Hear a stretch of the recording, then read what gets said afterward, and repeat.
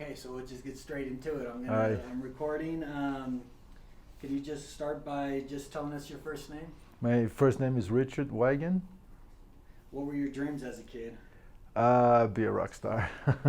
Actually, I wanted to learn music. Didn't matter how, but not necessarily like a rock star. But I wanted to do music. I was always playing my air guitar, and I wanted to make it real. So, Do you mind telling us a little bit about your childhood? no, not at all. My childhood was wild. It was emotionally excruciating and terrifying at a lot of times. But other than that, I feel like I was privileged because I grew up in middle class. I'm American, but I was born in Brazil. My dad's American, so I grew up outside of the country, and I was privileged in a way because it was middle class, but which is sometimes is hard when you talk about depression and coming from a background that technically financially wasn't as bad as a lot of people have, but emotionally and spiritually was a very excruciating, very painful. I'll put it this way. But other than that, it was great childhood. I can't complain much. It's just emotionally painful. Would you mind telling us about your relationship with your dad and how that felt for you? Well, with my dad, my relationship was a little hard because they got divorced when I was 3 years old, and and then he ended up going to live in another town. My He was a CEO of a big company, so he was always busy trying to make the ends of a family of three boys, and being divorced and living in another city. So there is a big blur in our relationship growing up in there. But How'd that feel for you growing up? it felt lonely, a lot of times because my mom was also working quite a bit for a multi international company, so they were always busy, and I was alone for a lot of times. And I ended up learning a lot of life lessons in the street, basically with friends and experimenting and doing things like that. Luckily, I knew it. I knew where the drugs was, but I never went that route. I suffered in silence. I wanted to scream, but I suffered in silence, but that was kind of part of the issue. What about your relationship with your mom in general? It was hard because I remember in eighth grade she was always traveling for work, and I was having trouble in school, and I was having trouble emotionally too. So it felt I kind of distanced myself from my family in that sense, in terms of emotional connection. And I got close to my brothers a lot, but at the same time, I was the youngest kid, and the difference in age was about 8 to 7 years old between both of them. So by the time I was in high school, they were already out of the house.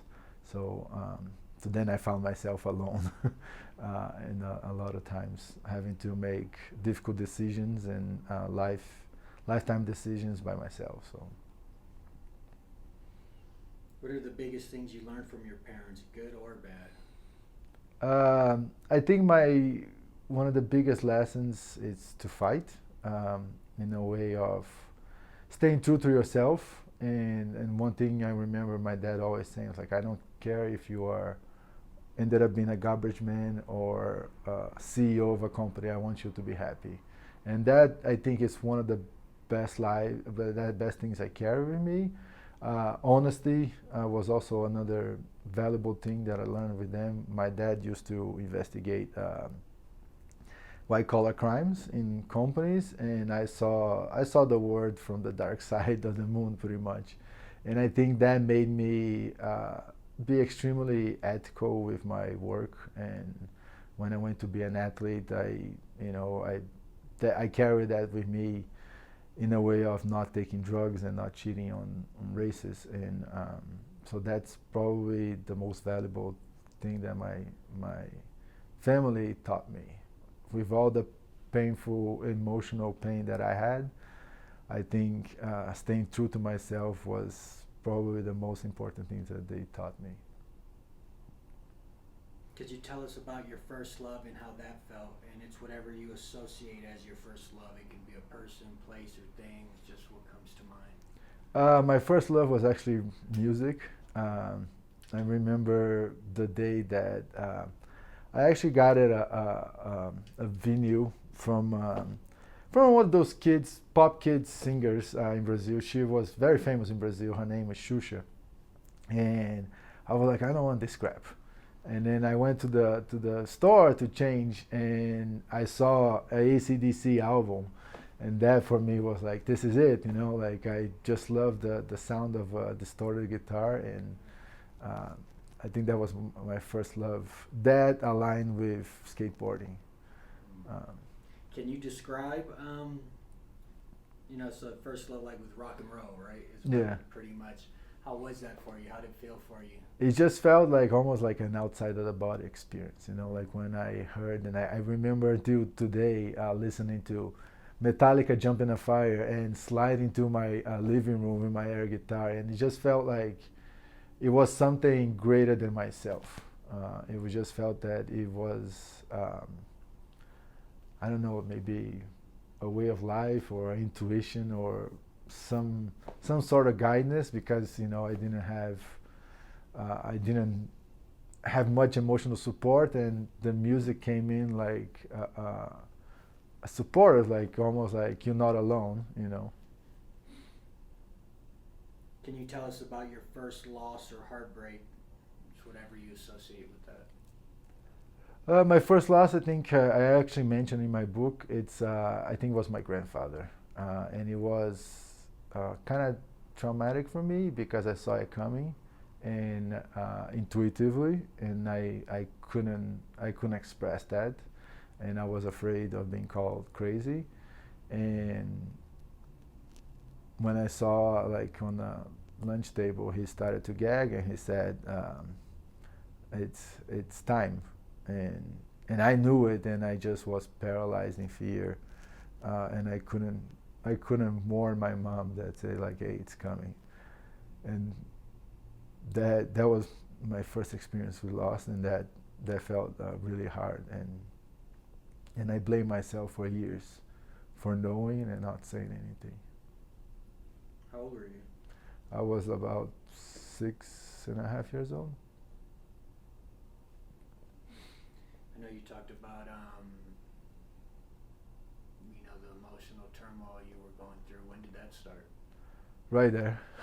I think that got really worse right there, because first I was already hearing that rock and roll was evil, and then I was confronted at 6 years old with an intuitive thought saying that my grandfather was going to die. From that point on, I really thought that I was evil, and that just became something huge in my head that it took me 18 years of therapy to kind of go through, and it felt, for 33 years, it felt like I was living in a kind of hell, that I was worthless, and I was evil, and I became afraid of being put in a straitjacket and giving me medicine for the rest of my life. So. Do you want to talk more about that? So the thoughts of being evil, which is kind of intense, right? Or thinking that for years, and then not thinking that, or not knowing that now moving forward. How was that? How does that look like? The moving forward part is the most difficult part. I went to do Ironman in order to deal with the emotional pain that I was dealing with, because when I started training, I realized that the physical pain was actually helping the emotional pain. And I was like, well, that's a way to go, even though society doesn't really appreciate sometimes of following a dream, but I knew that that was my escape. But the fight in my mind, it was painful to go through it and trying to prove myself over and over again that I wasn't evil and that nothing was wrong with me. It just was my intuition. And the more I did Ironman, the stronger that intuitive thoughts kind of came in, guiding me and helping me kind of like find a way. And until after years of depression and on therapy, I finally said, you know what, I'm gonna get the guitar. And that was right after my last Ironman, which, like I explained in the book, I had a dream before my first Ironman, and on my last one, that exactly dream like came true. Like literally, from the time that I crossed the finish line, because the dream that I had was just me winning an Ironman at 9 hours and 55 minutes. And I thought that was impossible because most professional athletes, they win with like 8 hours and a little bit. So years went by, I just keep chasing because I thought winning was the answer. But until I won my first race and it wasn't the answer, it didn't change what I felt. But I kept searching for that. And with the years of therapy, and one day I finally crossed the finish line with the same exactly dream that I had from the first one. And after that, did that, I was like, okay, I'm done with Ironman. I did what I needed to do, and that's when I told with my therapist. She said, like, why don't you do something that scares you? And I told her, like, the guitar would be something that scares me. And then I got my guitar. But I got the guitar, and when I started trying to play, I was like, again, freeze, because I thought that was something evil until I started putting a music project together and forcing myself to move forward of the point that like understanding that I'm actually worth. And I found with my family being worth, you know, like after I have kids and stuff, and my kids love my music, and that's what, you know, in the end really matters for me. It's not about making money, it's about overcoming that fear and realizing that for someone I am worth it, you know, and now that in a way I am worth it of the love of God, let's put it this way. So it was intense, and it becomes more intense when people think that spiritual trauma is not really a reality, you know. They think it's like, oh, you can't be traumatic. It's like you're literally surviving the impossible, and it's kind of like, it's messed up sometimes. But I am finally moving forward with my YouTube channel, you know, like I had this, when I got the guitar, I had this project of like, you know what, I'm gonna learn all my favorite songs, you know, like I'm gonna force myself to move forward from this and not be depressed, because I didn't want my kids to think that it's their fault that I'm this way. So that I was depressed, you know.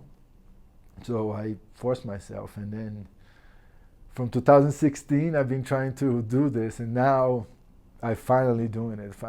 2020 I did 2 cover songs on my YouTube channel, and but in 2022 I actually got the whole band. I became a whole band. You know, I learned the drums, I learned the bass, I learned the guitar. I played the bass when I was in high school for a year and a half, but I rescued the bass, learned the guitar, I learned the drums, and then now I'm finally doing it. I have actually for this year made it a goal of 7 songs that I gonna do the whole cover, the whole band. I'm gonna sing, play the guitar, the bass, and the drums. So challenging myself, it's how I found a way out. And I'm finally following that kid's dream of, you know, making my air guitar come true. How was it? So you thought in the pursuit of these race finishes and competing in Ironman, and you know you got it, and it wasn't it. Yeah. It was funny. It was ironic because I remember the day I I got the trophy, and then I sat in the car and I look at it, and I look at the sky. I feel like it didn't change how I felt. Mm. I feel like winning is not everything, and I was like, okay, now what? And then by that point, I had a coaching company, and I had sponsors. Oh, you have a whole So life around it. yeah, I have a whole life around triathlon, and I was like, what now? And I just kept searching, but that was actually the click for me in terms of I need to start accessing my spirituality. Mhm. And from that day, I actually started doing Reiki. I received my first Reiki section. I became a Reiki master afterwards, but I received my first Reiki section. Then I came back. I always meditated when I was a kid. I used to call concentration before my trainings, but I came back meditating even more, and I came back like going into myself. I started doing past life regressions. I started doing a lot of other things in order to start healing myself in just not only therapy and Ironman. I started putting the spiritual side into the aspect, and but winning and thinking that winning was everything actually was a gift for me, because it was like, no, it's not. The answer is not winning, and the dreams is still there, because it wasn't a full Ironman that I won. I won a half Ironman. So I was like, okay, there is. At the same time, I was like, it's winning is not the answer, but there is something else that I need to find out with that dream. So I kept going. Can you tell us about your first loss or heartbreak? And it's whatever you did. Yeah, you did that one. Yeah, I used my grandfather. Who would you say first taught you what love is, and how did they teach you that? That's a tough question, because I think my idea of love, I think it changed a little bit. It got deeper since I was a kid, um, but I think my wife gave me the first love when I told her my dream of doing Ironman, and she was the only person outside of the family circuit that said, like, I believe you. I believe you can do it. I believe you can get a sponsor and live off of this. And she was a triathlete before, so she knew how hard it is. Her whole family said, actually, her dad one day said, like, you should just give up. And then I was like, no, I don't think so. But she believed, and I think, and she accepted. And I think love has a lot to do with that. Like it's that little leap of faith, and trusting someone when things get really wild. And when I met her, my life was kind of wild, and what I really needed on that time was a hand. And she gave me hand, mind, body, and soul. So that gave me the confidence to keep going. But like, I think my idea of love changed quite a bit, especially after I had kids. I think it gets a little deeper. How do you describe love? I don't know. I think love, for the first aspect of love is realizing that we all have a soul, and if we all have a soul, we are here to learn something and grow from it. And I think that's the first acceptance, that everybody has their own. And I think love, it's first is acceptance, and then from there you love the person from who they are, and then you see where they're gonna be at.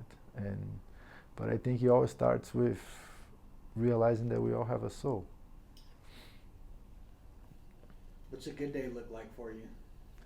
A good day look like for me? Yeah. I would say playing with my kids, wake up, play with my kids. I always try to get my exercise in too, either skateboarding and yoga. So if I can do one of those, it's great. And usually play with my kids, having some barbecue, spending some time outside, and finishing the day with a rehearsal with my band. That's usually, I would say, a perfect day for me. What about a bad day, and how do you get through that bad day? Bad day, I would say, having arguments. Nobody really likes to do that. My kids not listening to me and give me a hard time, which is part of the game, but that sometimes makes. Or if I need to take my son to the hospital or something like that, because he has special needs. So every now and then something kind of pops up, and it's a little scary.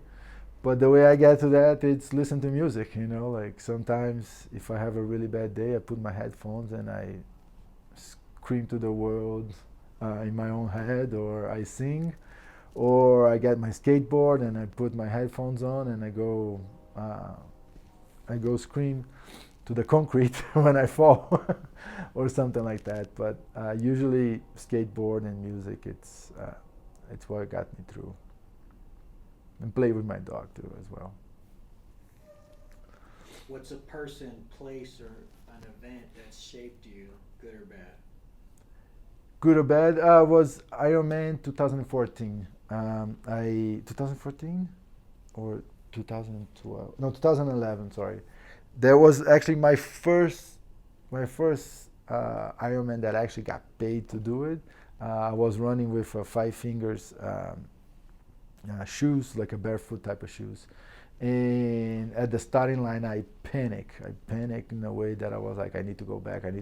And when I turn around, there's like 2,000 people coming towards you in the water. And I was like, okay, this is it. I'm gonna die today.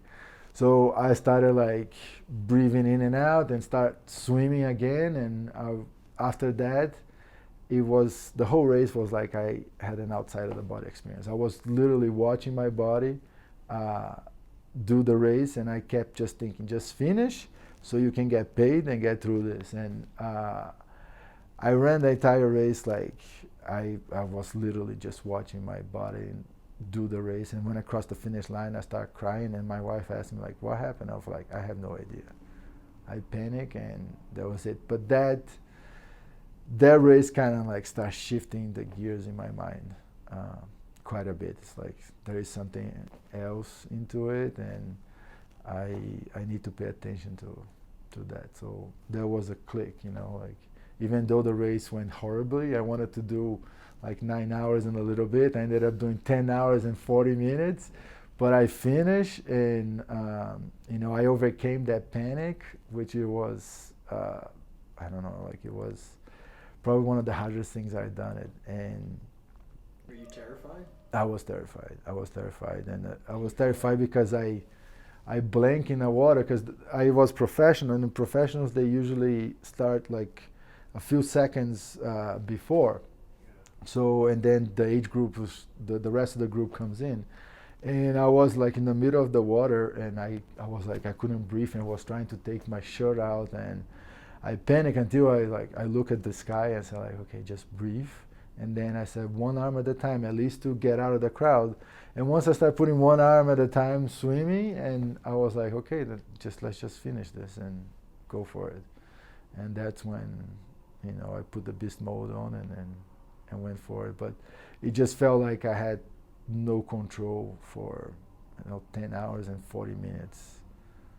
I was just under a spell, How did you feel after? Did that continue? Did well, after I cried. After you crossed the line, cried, everything, were you still third, like? No, then I started getting into back to my body, and then I started feeling the pain of the race and the emotional pain of it, because I had so much expectation, and I was getting paid, and I wanted to show off my sponsors that like it was a good deal, and it ended up being a good deal for them, but it's.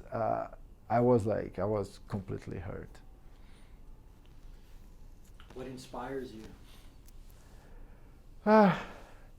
Besides music, I don't know, some stories really inspires me. Like usually I like to read autobiographies, and some of those stories actually inspired me.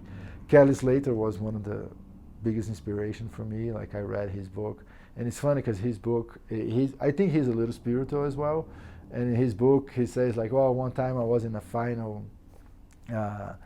final surf line, and he said like I just need one." He was losing, and he needed one good wave, and he saw some dolphins crossing, going like in another way. So he started paddling that way, and he ended up catching like the perfect wave of the day, and I can kind of relate that a lot because a lot of times I did that with my life. Like, oh, that's a sign. Let's just go over there, and then and go from there. So those stories like really really inspired me. So I think I'm always more on the alternative side.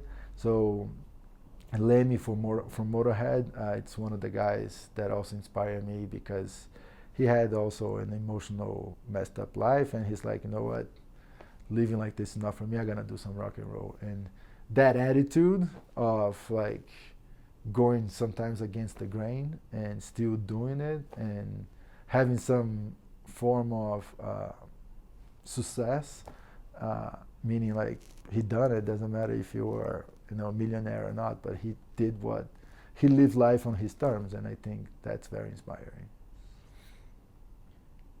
What's been a humbling experience for you? Can you describe the feelings during Having kids, that? that was most the whole Halloween, for sure. And like I said, my son has special needs, and it's a muscle condition, and that was humbling because when he was born, I had just won an Ironman, and I was like, I'm so physically strong, I can do anything that I want.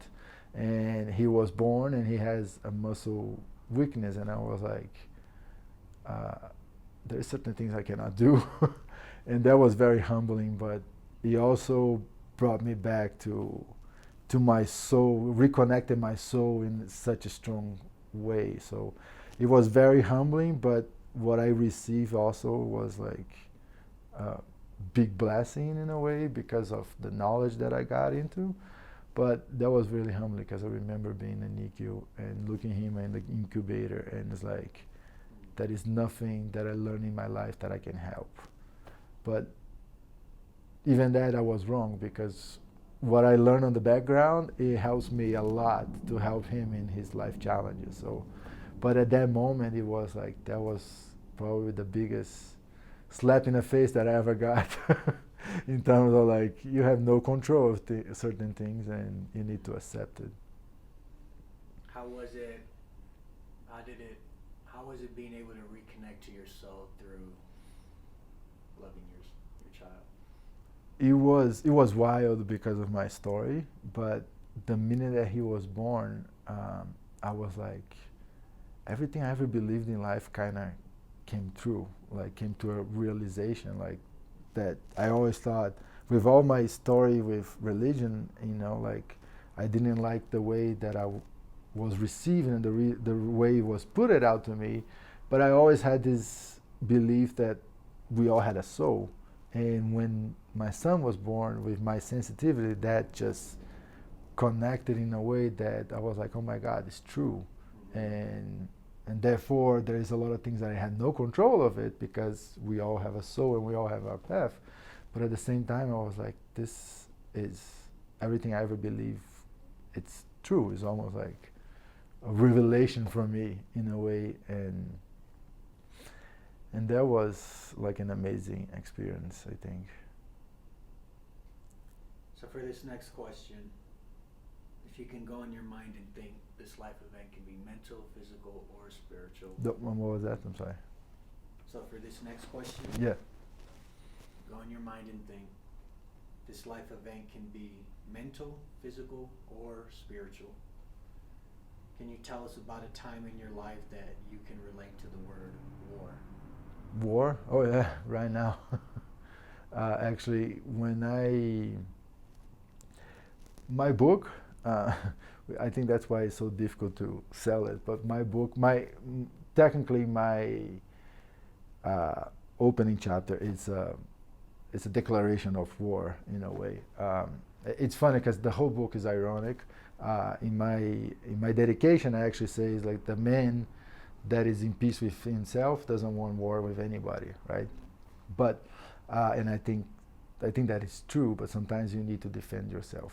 And when I started to figure it out, all my stuff, the first thing I thought was like war, in terms of I want to kind of like destroy religion in a way, because I think that the damage they do, it's more than the benefit sometimes that they bring. And I think religion is something that you need to get in touch with yourself. So when everything happened, I was really mad, like really mad, and the first thing I thought was war. But I'm not a violent guy. I never been, and I had pretty much just one fight that I actually described in my book that I didn't want to fight, and after I fought, I actually cried my eyes out because I felt bad for the kid. So because I'm very empathetic, but so when I thought of that, I was so angry that I said, like, you know what? I'm gonna just create a philosophy out of this, and using my entire anger, as I usually think that anger is an energy, and I use it to rise a few times in my life. That's how I got really angry. How I felt, and that's why I went to do Ironman. And then when I started figuring it out myself, I got really angry to a point that I was like, I'm gonna declare war to the biggest religion in the world. But I created in a form of religion. I just in a form of philosophy. So I wrote my book with a philosophical side of it, and I created a band, which is a philosophical band, which the members of the band are actually represent my three biggest crises in life, and they're all one is my inner child, one is my inner teenager, and one is my inner adult that was traumatized in a way by experiences. And together they realized that they could make it a difference. So I use my anger to be the change. So now I actually do punk rock music and rock music for kids. So my band is all towards kids in a way. What is that philosophy? Philosophy I call punkaste, which is a mixture of punk, namaste with punk. Yeah. So it's using the anger to rise and see why you feel this way. And you can really blame anyone, but like I usually say, trauma is not your fault, but healing it's the duty. And that's why I think I like telling stories, because you can tell what happened and you can actually blame somebody what happened, but you can't stay out there forever. You have to move on with your life. So having my philosophical band of the three members connecting each other and basically singing for kids, that's my war type of thing. But it's a war in a loving way, I will put it this way. Because I didn't want to put more anger or hate or war into the world. Like, that's the last thing we need. But we can, through art, we can transform pain into something beautiful. And when I see my kids listen to my song and rocking with their air guitar, I can say that I actually did a good thing. And I'm not evil, finally. So the next question, same type of question. Go in your mind and think. This life event can be mental, physical, or spiritual. Can you tell us about a time in your life that you can relate to the word peace? Peace? Well, actually, right now, which is kind of ironic, but by declaring war, and that's actually a funny thing, because Iron Maiden have a song, The Number of the Beast, that they say that hell and fire was spawned to be released, and when I was depressed and feeling all of that stuff, and when I knew it, that I didn't want to pass that to my kids, the only way out for me was going within and finding my inner peace. And my inner peace is actually putting my wrath out in a way, putting my anger out in a way, but I decided to put it in a way which is could potentially help people, and in a motivational way and in a loving way. So it's kind of ironic, but by declaring war, I actually found inner peace. So uh, it comes to both of them. Both of these questions come to this right moment in time that I'm living, where by putting it all out, and I actually found inner peace. How's the peace feel? It feels weird at first, I'm gonna tell you, man. I know, honestly, it feels weird because when you have like a trauma that you think God is against you and He's like constantly watching you and everything you do is bad and you're evil, it's like you always like under something, and when that is out, and you're like, oh my God, it's silence in the world, like it's peace in my mind. It at first felt weird. It felt like, no, I don't want to go there. And then you always want to go back to where you were because that's normal. The torment is normal. But when you go out and it's like, whoa, no, what, like I'm safe. It feels weird. So I'm in a moment now that I'm getting used to with the feeling and getting used to like, hey, I even did a funny video on my YouTube channel the other day because they all said like, oh, you have no talent for music, you're never gonna make any money. And with my first album, I actually made it $20, which is nothing. But for me, it was like, and I'm dealing with trauma. I made it a video saying like, I got $20 in my pocket from that song because it's like, hey, I mean, I wasn't even expecting. I was just trying to put my song out there for my kids, and I ended up making like $20, which like again is nothing, but for me it's like it's actually pretty cool. So, but it feels weird, like to tell my inner child like it's okay to do music. Go ahead, do your rehearsal, and every now and then I still feel like, oh, I'm doing something wrong. But what's the hardest thing you've been through? How'd you get through it? Man, it was writing my book. I'll be honest. Writing my book was the longest and the hardest therapy section I ever done in my life. I had to hire the ghostwriter because I needed help to put it out. And I remember when I started actually trying to write, like one day I wrote one page and like my hands were so tight. Like I was sore the next day because like it felt like I couldn't do it, I couldn't write it, and it was wrong, and I was totally paralyzed. So I hired a ghostwriter, and then we did a series of interviews and stuff like that. And that was probably the hardest, the most painful thing. And with music, that's how my first album came out. I used the music to that, and I smoked a lot of weed to do that as well. Because I would smoke weed, meditate, calm myself down, and be able to talk. And that's how actually I did the whole thing. And I'm so glad that I moved to Colorado where weed is legal. I would like to hear more about, growing up and having the perception, an instilled perception of, not being enough, and people you love using religion as that apparatus, to do that. And, how do you move forward in your faith now, not using what people use the faith for, but to use just faith in general as being good and being enough and all those things. How was, back as a kid, I mean, that is a turning of the leaf. Right? Yeah. I would like to hear you talk more about that.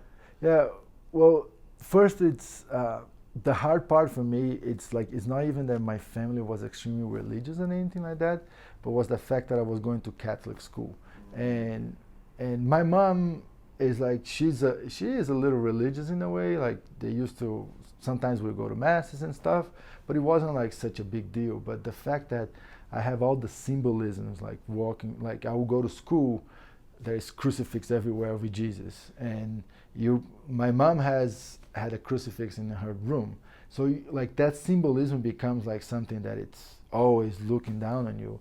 And the fact too that I grew up, and that's actually the cover of my book. I grew up in Rio de Janeiro, and I was like, I had the statue, and I literally lived like a mile and a half from the entrance of the statue. So every time I would look it up, the statue was there, and it felt like it was just looking down on me, like. So it was terrifying on that way. So now what I did is I have the rehearsal of my band. It's actually my way to connect with something greater than myself. So I do it every day. I do it religiously.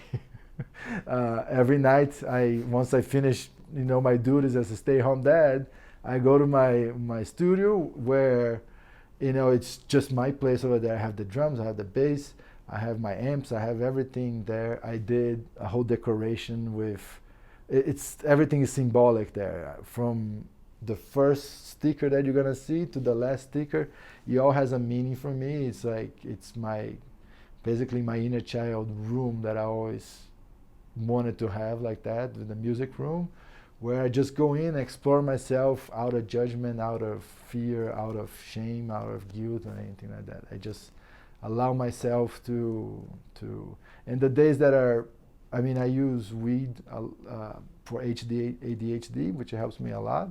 But also the days that are really hard, I use weed to kind of step out of the fear and be able to do my music and things like that. So, but it became, in the beginning I started calling a rock and roll religion, because it's kind of like, it's my moment, it's my time in there, and like no judgment. I just allow myself to be creative, and I get words and ideas that my kids brought it to me, and then I transform into music. Could you tell us about a truly joyous moment in your life and how that felt? Truly joyous.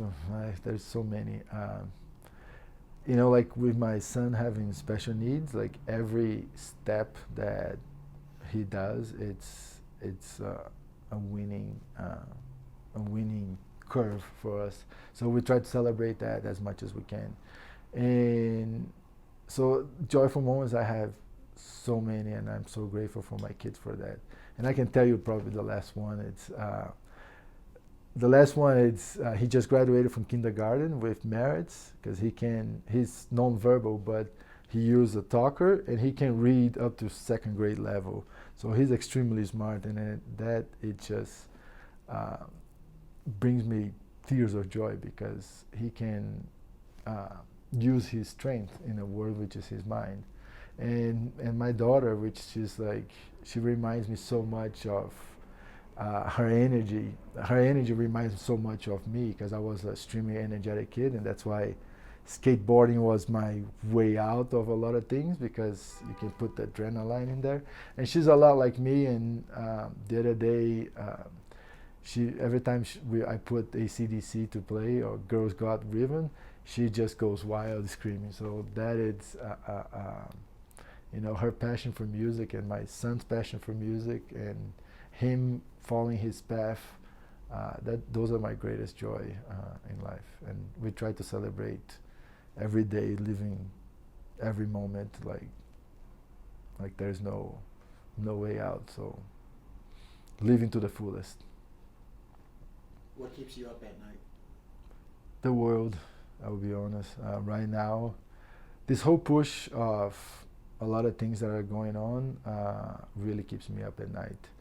And especially the fact that since 2020, we've been living one of the biggest health crises in the world, and the push for certain things that I actually learned that are not actually healthy, it makes me wonder what kind of world are we trying to build, with some authorities pushing things that, in my experience of 18 Ironmans, I found that it's not healthy at all.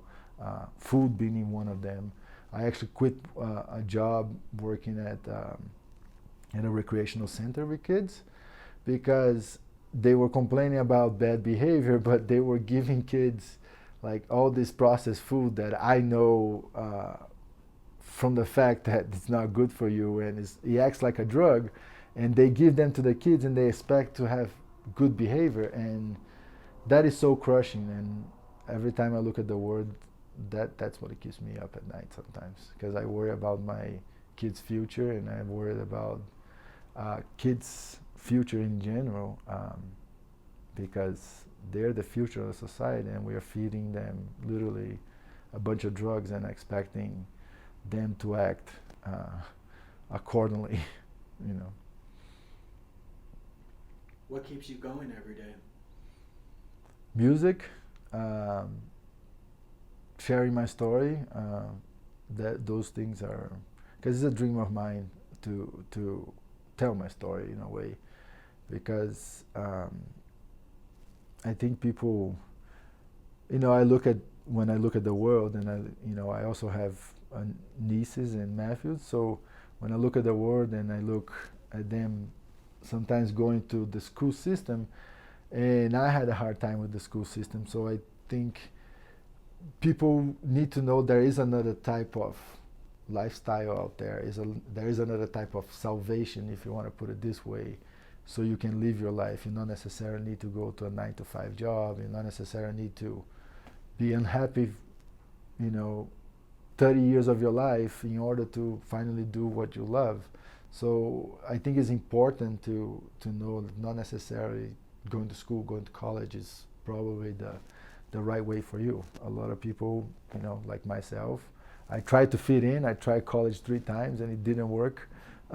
So I think people need to know, and not everybody fits in the system. So not everybody fits in the box, and I think that's important to know that there is options out there.